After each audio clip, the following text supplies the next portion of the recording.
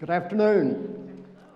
It is indeed a pleasure to be with you this afternoon. The first audience of AARP members I ever spoke to was over 30 years ago, and I was running for public office for the first time. And today I find myself a member of AARP. But like the magician Merlin in Camelot, I choose to believe that my perspective of life does not age, it youthens.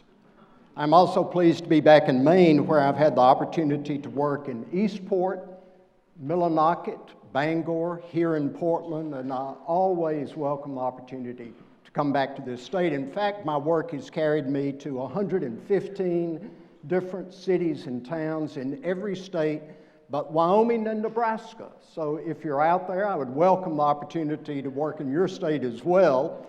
Smart Growth America is comprised of many parts. I chair Transportation for America, but I am closely involved with our National Complete Streets Coalition, as well as Locus, which is a group of real estate developers committed to smart growth and in building walkable, transit-friendly spaces, whether in large cities or small towns. What is smart growth? Well, really at its essence, smart growth is about shaping the quality of the place, and then that place shapes the lives of the people who live there, and it is not new.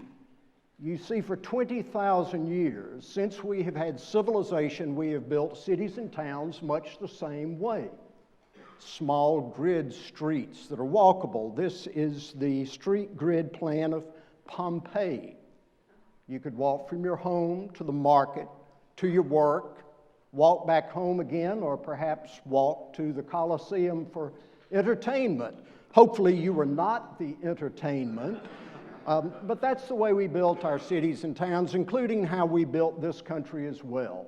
Small grid blocks so that you could walk out of your front door onto the sidewalk and walk to the corner market or the corner barber shop. My grandmother liked to walk me downtown to buy my first Cub Scout uniform and perhaps stop for a milkshake at one of my father's drugstores downtown. When my father was a boy, he could walk down the sidewalk, catch the streetcar, which then connected him to wherever he wanted to go in Meridian, and to the train station. And once you got to the train station, you traveled almost anywhere you wanted to go in this nation. That's also how we built places in Maine. This is Eastport, Maine.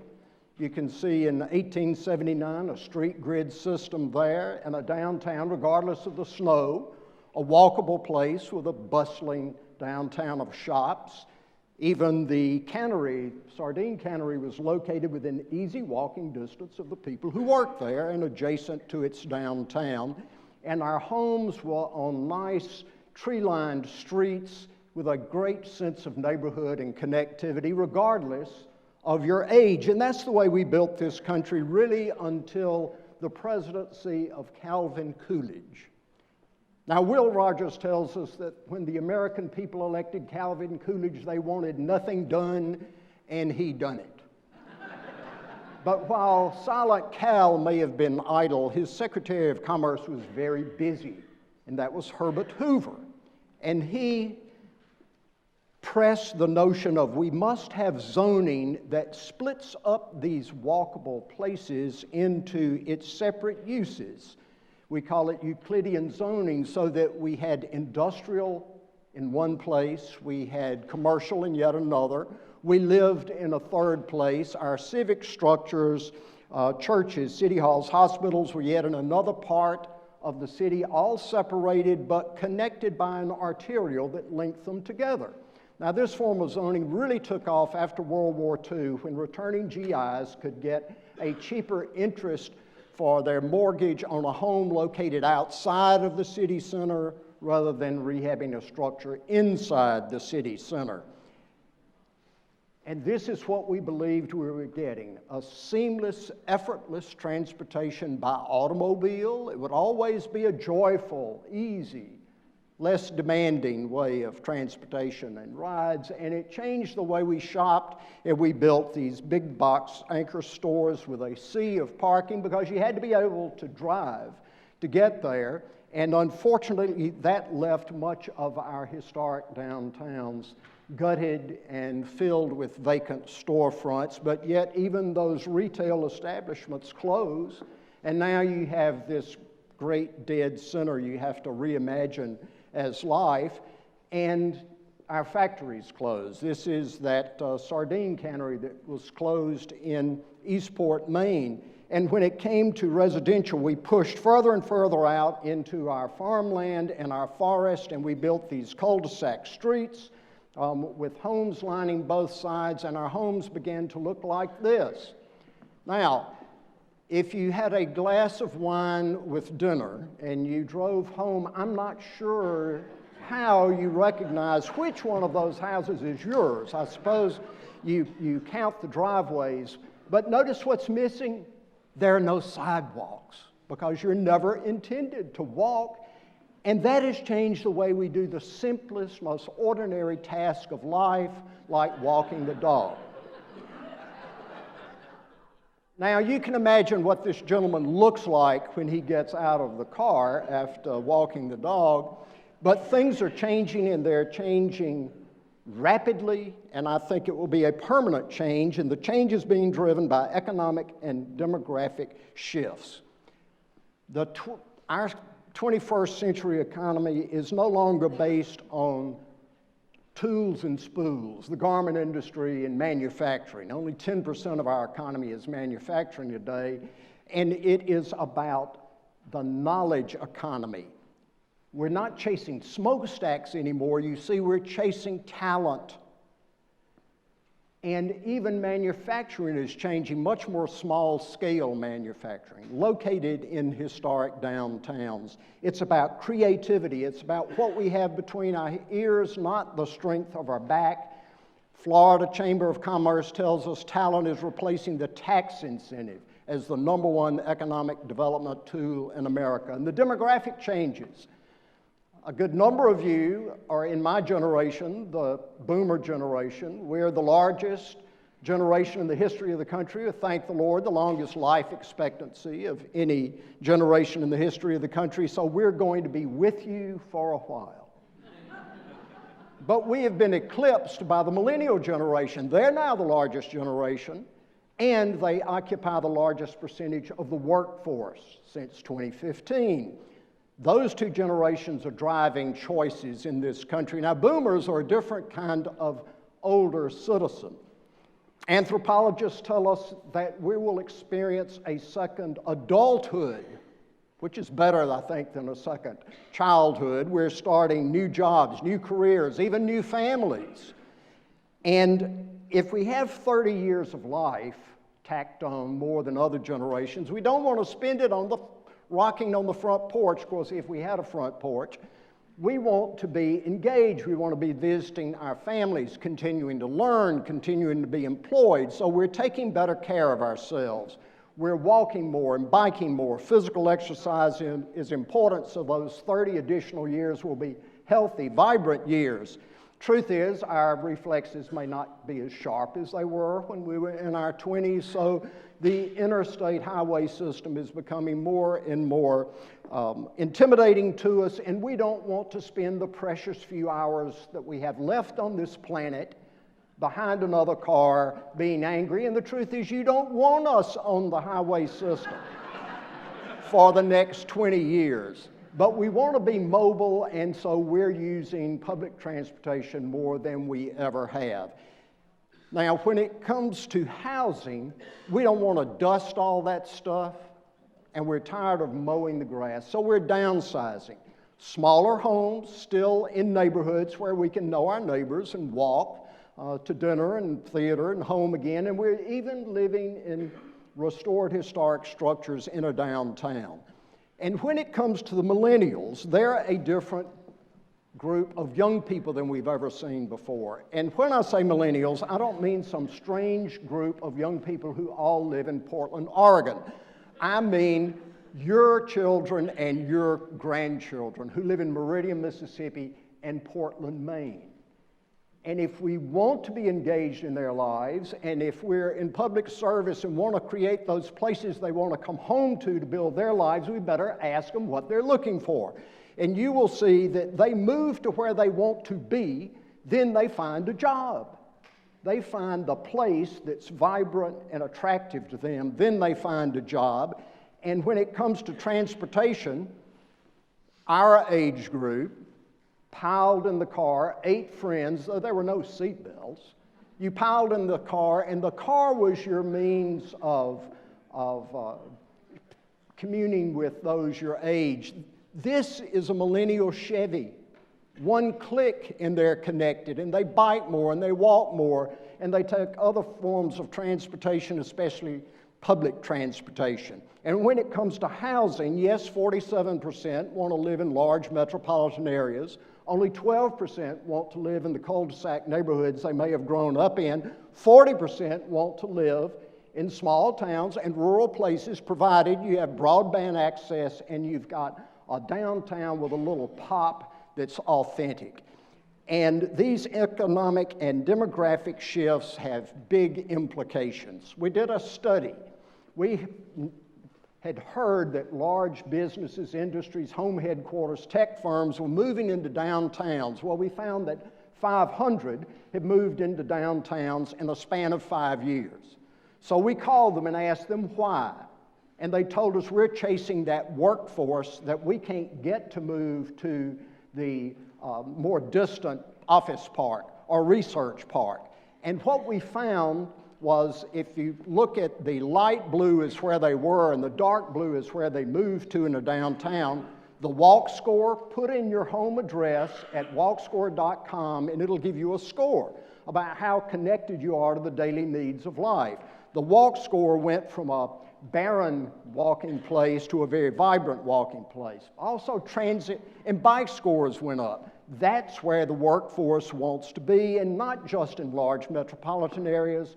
Little Conway, Arkansas, drew 3 tech firms, and their presidents told us, I can get the worker I need because Conway's got a cool downtown.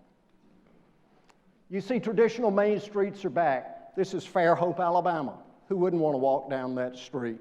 And when we talk about housing and the 40% that millennials are choosing, we find that boomers are choosing the same thing. We want to be able to walk to dinner, walk to the theater, walk safely back home again. And these walkable places in rural America can be not only in Conway, Arkansas, but Erwin, Tennessee, and Bardstown, Kentucky, Rifle, Colorado, and Jonesboro, Tennessee, and also Eastport, Maine. This is that cannery that I showed you vacant, now being restored to a vibrant place of mixed age residential right in the heart of downtown Eastport. You see, our cities and towns are in a ferocious competition over the creation of a sense of place. Because of this device, I can work from anywhere. So I choose to be in a certain place. This is Erwin, Tennessee, and it's a competition with Meridian and Portland over a sense of place, whether they know it or not, and transportation is an important part of creating that sense of place. And without transportation connectivity, as well as broadband access, we face the continued depopulation of small town and rural America. So let's think about it. Transportation begins with our feet. We seem to have forgotten why the Lord gave us these things on the end of our legs, but it's so that we can walk. And complete streets, yes, there's a place for automobiles, but also for bus, for bike, nice walks, wide sidewalks, protected, designated crosswalks, so that if you're an older citizen or a young mother with small children, you know that you can cross safely there. I would ask you to look at our Dangerous by Design report just released about the number of pedestrian deaths and find out where your state and your community ranks. But you see good streets in Belfast, Maine, or in Bath, Maine, also in Brookings, South Dakota, and in Franklin, Tennessee. Those are the kind of places that'll get the jobs, get the boomers and the millennials. And our feet take us to transit. And when we look at rural transit, most of the rides take us to work, to church, to health care, to entertainment, and back home again. And even though from 2007 to 2015, rural America lost 500,000 in population, the ridership on public transit grew 8%, where it only grew 2.5% in urban areas. There are 1,400 different rural transit providers across this country. Rural areas, of course, as you know, have a greater percentage of elderly people, of people with disabilities, of veterans with their own issues. Poverty rates are higher there than in urban areas, and yet we spend on a per capita basis much less in rural America than we do in more populated America. But let's look at some positives here. This is the Ben Franklin Transit System that serves 250,000 people in a large rural area of southeast Washington state. A series of different kinds of interconnected transit, but for $70 a month, you can be a part of this system and you are connected to work, to health care, and to education. And a significant number of riders are seniors who are still working, want to work, have a vibrant life. They don't want to fight the traffic again. Paris, Texas. Paris, Texas is 25,000 in the region, and this is funded by the city, by the healthcare institutions, and by education. Because being able to get to the Paris Regional Hospital, especially for the young and seniors, is a critical transportation problem. And being able to get to the oncology clinic there, you demand a door-to-door service because people are at the severest point of struggle in their life, but you can also get to the junior college. So it fits all age groups. Here's Lone Tree, Colorado, the Lone Tree Link, 10,000 population. It connects you in a fixed circuit between the major employers, but also the major restaurants and the major entertainment areas there. So there's a scale that fits any rural place. Minnesota uses a lot of volunteer drivers. There's a stress, though, on having enough volunteer drivers to meet the significant demand there. But transit takes us to trains. And I was chairman of the board of Amtrak for several years there. And I want you to, if you haven't been to Normal, Illinois, Google it, look it up. Normal didn't have a downtown, a civic structure, if you will. And so they built their city hall, their transit center, and the Amtrak station all together in one place because it would be a place of commerce, and you draw people using those assets, and they begin to shop more and use more of your downtown. And look at the space they built in front of that facility. A wonderful roundabout public park there. What a great convening space in a small place like Normal, Illinois. Kirkwood, Missouri. They rehabbed their historic train station there. They man it themselves, not Amtrak, because it was the center of their heart of Kirkwood, and it has now become the place to convene for all manners of activity and to live in Kirkwood, Missouri. We have our first question. Which of the critical transportation choices we've talked about, think in terms of sidewalks, public transit, rail, think of those. Which of those is missing from your community today?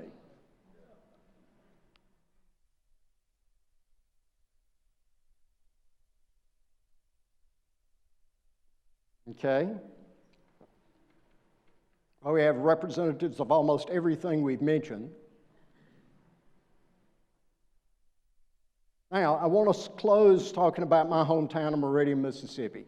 I would like to think you know all about Meridian, Mississippi, can find it on a map and know what our strengths are about. But just to refresh your memory, Meridian is a city of 43,000. We're located on the Mississippi-Alabama border, midway up the state. We are the retail, medical, employment, entertainment, educational trade draw for 350,000 people in 7 rural counties in Mississippi and Alabama. We're on 2 interstate highways 20 and 59 that connect you to Atlanta and New Orleans and Dallas. We have the longest runway in 2 states with good air service. Until recently, everything that moved through the air out of Meridian went to Atlanta Hartsfield. I was a single parent since my children were 5 and 7, and they were always concerned about my safety. And I said, don't worry, if anything happens to me in Meridian, my spirit first goes to Atlanta Hartsfield, then it will be reassigned to one of 2 other permanent destinations.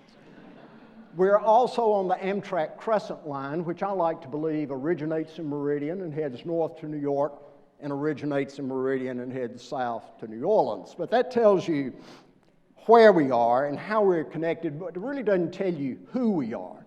And I think there are 3 important questions you and your community need to be able to ask and answer as you're looking to the future of both the aging and the young. And the first of this is, who were you in the past? What were the natural assets that caused your founding fathers and mothers to create a place there rather than 20 miles somewhere else? Because those assets may still be your calling card of today. The second question is a tough one. Who are you now? And that's an unvarnished look at what you have become, warts and all. And if you aren't willing to face that, then you can't possibly correct it. But the third question, and the most important answer you have to give, is, who do you aspire to be? Who do you tell your children and grandchildren this community will be when they're your age? And if you cannot answer that question, then you're not really ready to take on this discussion. Well, for Meridian, we were created by 2 railroads that crossed and needed a city to emerge, and we were incorporated in 1860. We grew to be a railhead. You could reach 70% of the nation's population at that time with a 2-day train trip out of Meridian. We were a railhead in the southeast, and that brought the attention of General William Tecumseh Sherman and 10,000 federal troops, who brought his own brand of urban renewal to Meridian. The general burned every structure in Meridian to the ground, heated the rails, tied them around trees to form what was known as Sherman's bow ties. 28 days after the general left, though, the people of Meridian rebuilt that railroad infrastructure because they knew it was not only their reason for being, it could be their way to a future, a better future, a more shared future. And German Jewish immigrants moved to Meridian after the Civil War, and they brought their own sense of European art and architecture. And what a city they built. A vibrant downtown with a department store. The Marks and the Rothenbergs owned 2 department stores, one in Meridian and one in New York City, linked by that rail. They also built an opera house adjacent to it. And because we were between Atlanta and New Orleans, Meridian could pick up all of the famous opera companies who travel by rail, and stopping in Meridian was gravy for them. We built a vibrant downtown on a grid. My home is just off that shot there. And we built a transportation center that was served by 26 passenger trains a day at its time. You see, these structures said something about not only who the people believed they were then, but who they would be for the next 100 years. This is what was left of that station when I was first elected to office. You might say, well, that doesn't tell me much, John Robert, about your hometown, and I think it tells you a great deal. It tells you we walked away from the historic structure that our forebears had given us. We had walked away from the transportation connections that made us real, and worse yet, we had walked away from our future. The department store we covered with an aluminum skin to modernize it. That department store closed shortly after that, and we gutted the Opera House. My 3rd week in office, the business community said, Mayor, demolish that Opera House. We need surface parking.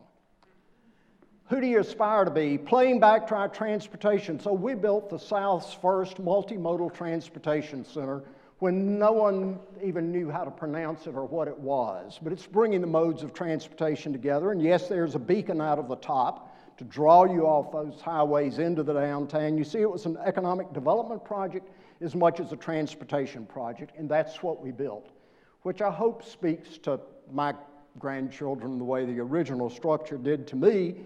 And it has become the most heavily used public space, 250 events, 300,000 people a year use it, not only for transportation uses, but for weddings and for class reunions and a convening space.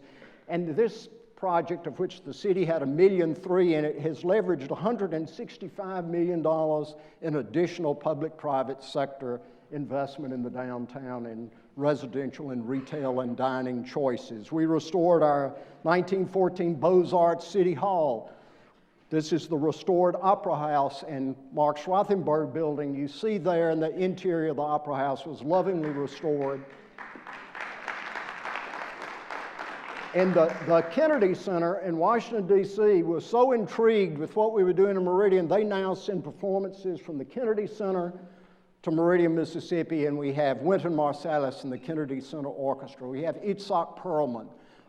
We have Mark Twain tonight performing, as well as a Soweto Gospel Choir. Imagine how that changes the adult population, but especially the children, by exposing them. Mississippi State has additional class space in the downtown, and we've just opened the Mississippi Art and Entertainment Experience because we believe we're the nation's storytellers.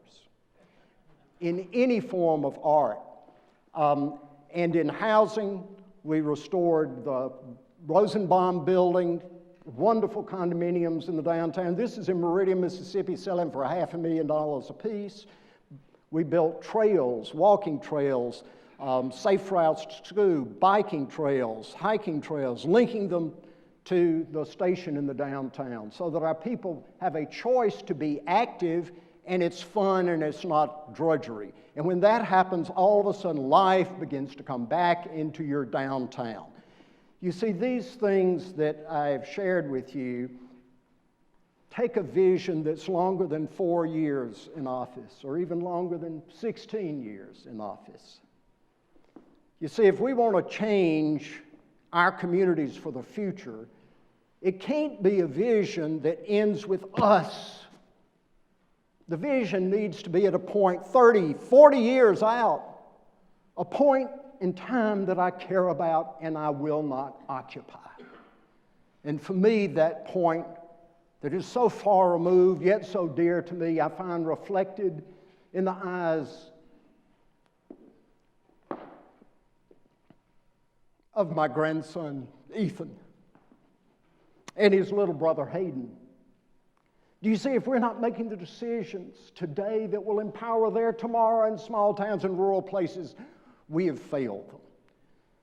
When I go visit them, they love to hear stories. And I'll tell them the stories my grandmother told me of Aunt Ellie and the wildcat and of the wild man of Lost Gap. The 13-year-old is going to want to know, they call me Paca. Paca, what was it like when you were a boy? And they'll laugh at the notion of a phone with a cord on it. And they'll be envious of being able to get that milkshake down at the corner drugstore. One of the last times I was home, the little one looked up at me, and those of you who have grandchildren know it so. He put his hands on either side of my face to make sure I was paying attention.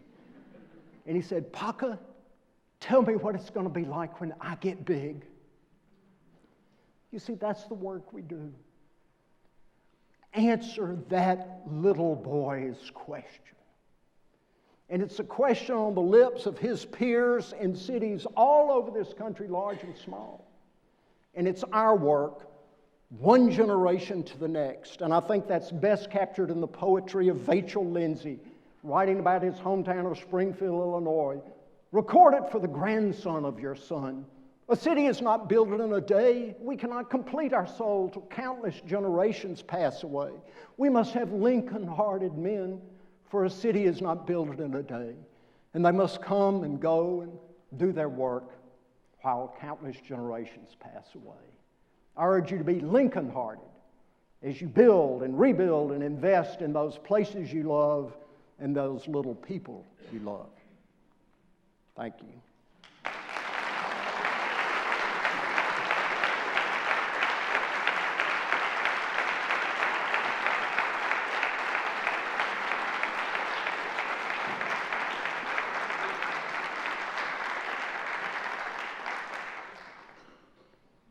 So the last question was what transportation investment in your community can you make to improve the quality of life for the next generation?